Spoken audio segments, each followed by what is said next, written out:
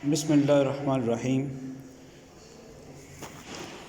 Viewers, इस lecture में हम एलिमेंट्री मैथमेटिक्स 1 का पंजाब यूनिवर्सिटी का 2022 का क्वेश्चन नंबर 1 का फर्स्ट पार्ट सॉल्व करते हैं।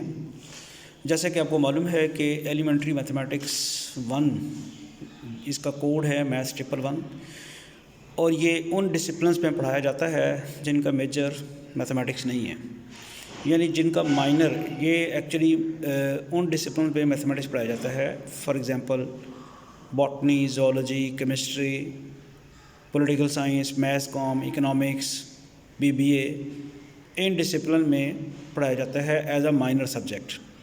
और ये चूँकि स्टूडेंट्स जो हैं मैथमेटिक्स के स्टूडेंट्स नहीं होते, तो ये एलिमेंट्री मैथमेटिक्स भी उनको बड़ा मुश्किल लगता है।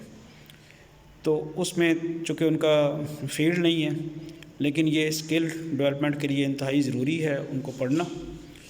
तो लिहाजा ये छोटे छोटे प्रॉब्लम्स भी उनको ज़रा मुश्किल लगते हैं, तो इसलिए उनको हेल्प आउट करने के लिए कुछ हम लेक्चर्स अपलोड करते हैं, जिसमें ये भी बताएंगे कि किस तरह के क्वेश्चन पेपर्स आते हैं पंजाब यूनिवर्सिटी में और उनको सॉल्व कैसे करना है।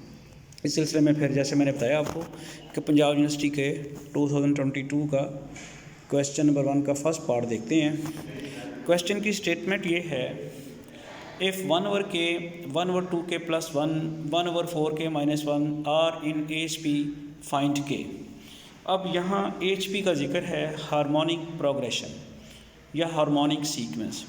इस क्वेश्चन को सॉल्व करने से पहले आपको हार्मोनिक सीक्वेंस का पता होना चाहिए कि हार्मोनिक सीक्वेंस क्या है, और उसके बाद उसको अप्लाई करना है। हार्मोनिक सीक्वेंस की डेफिनेशन को यूज़ करते हुए आप इसकी कुछ और सीक्वेंस बनाएंगे और फिर देखेंगे कि इसको कैसे सॉल्व करना है। तो सारे दोस्तों, आपको नज़र आ रहा है कि एक सीक्वेंस दी हुई है 1/k, 1/2k plus 1, 1/4k minus 1, जिसको आप उसने हार्मोनिक प्रोग्रेशन या हार्मोनिक सीक्वेंस कहा हुआ है। अब हार्मोनिक सीक्वेंस वो होती है जिसके रेसिप्रोकल्स अरिथमेटिक सीक्वेंस बनाएं। तो रेसिप्रोकल्स 1/k का रेसिप्रोकल क्या हो जाएगा k, 1/2k प्लस 1 का रेसिप्रोकल क्या हो जाएगा 2k प्लस 1, और 1/4k माइनस 1 का रेसिप्रोकल हो जाएगा 4k माइनस 1।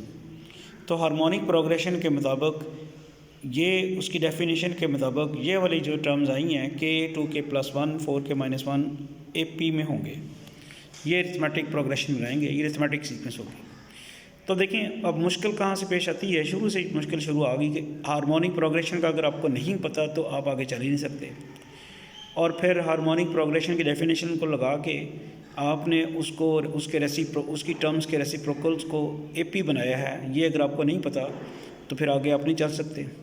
अब AP अरिथमेटिक प्रोग्रेशन की अपनी डेफिनेशन है कि उनकी कंसेक्टिव टर्म्स का डिफरेंस सेम होता है।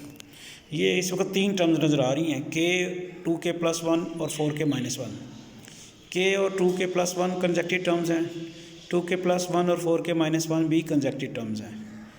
अब होना क्या चाहिए कि जो तीसरी टर्म है जो कि 4k माइनस 1 है, उसमें से 2k प्लस 1 को सब्ट्रैक्ट करें, और 2k प्लस 1 जो कि सेकेंड टर्म है उसमें से फर्स्ट टर्म k को सब्ट्रैक्ट करें, तो दोनों के आंसर सेम आने चाहिए। इसको हम कहते हैं कॉमन डिफरेंस।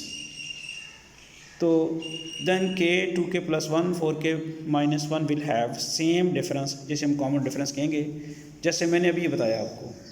अब third term minus second term करें, लेफ्ट हैंड साइड पे third term minus second term है 4k minus 1 minus 2k plus 1, that should be equal to second term minus first term. Second term है 2k plus 1 और फिर minus first term k। अब इसको simplify करते हैं, left hand side में आ जाएगा 4k माइनस 1, और ये माइनस मल्टीप्लाई होगा तो माइनस 2k, और अंदर वाले प्लस 1 के साथ मल्टीप्लाई होगा तो माइनस 1। राइट हैंड साइड पे आ जाएगा 2k प्लस 1 में माइनस k, और लेफ्ट हैंड साइड पे अब 4k माइनस 2k रह जाएगा 2k, माइनस 1 और माइनस 1 रह जाएगा माइनस 2। राइट हैंड साइड पे क्या रह जाएगा 2k माइनस k रह जाएगा k और प्लस 1। फिर राइट हैंड साइड वाले k को लेफ्ट हैंड साइड पे लेके आए 2k माइनस k, और लेफ्ट हैंड साइड के पहले माइनस 2 को राइट हैंड साइड पे लेके जाएं, वो रह जाएगा 2। तो ये आ जाएगा 2k minus k is equal to 1 plus 2, 2k minus k आ गया, और k इज इक्वल टू 3। ये आपके पास k की वैल्यू आ गई। इसको आप हाईलाइट कर लें। तो इसको हम ज़रा दोबारा मैं आपको बता देता हूँ कि क्वेश्चन की स्टेटमेंट थी कि हार्मोनिक प्रोग्रेशन दी हुई थी, अपने हार्मोनिक प्रोग्रेशन से उसके रेसिप्रोकल लेके अरिथमेटिक प्रोग्रेशन बनाई और अरिथमेटिक प्रोग्रेशन की डेफिनेशन को यूज़ किया कि उसकी कंजक्टेड टर्म्स का डिफरेंस सेम होता है, फिर सिंप्लीफिकेशन की तो ये क्वेश्चन सॉल्व हो गया। अब ये सिर्फ एक क्वेश्चन नहीं है बल्कि एक स्ट्रेटजी है। इस तरह के क्वेश्चंस और भी आए हैं, यहाँ डाटा चेंज हो जाए तो आपको इसी स्ट्रेटजी से करना है। उम्मीद है ये क्वेश्चन आपको समझ आ गया होगा और इस तरह के क्वेश्चंस आप खुद भी कर सकते हैं।